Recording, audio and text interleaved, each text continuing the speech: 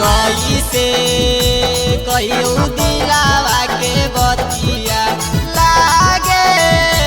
लगलो हमारा गे दतिया पड़तौ से नुरावा जानू चढ़तौ गहनावा तड़पी रोत नयनावा गे बसावा कटैलौ जानू टोनावा गे टोनावा मालावा छरोइलौ बिचया गानावा गे टोनावा गे टोनावा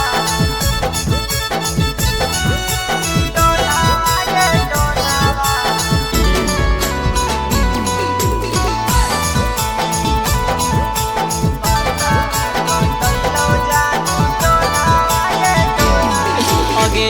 अपने तो हथवा से जानू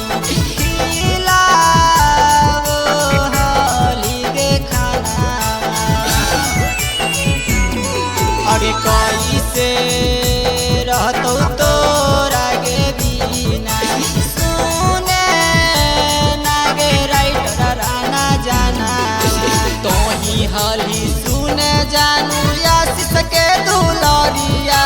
छोड़ी चलल जाही ससुररिया गे बसावा कटैलौ जा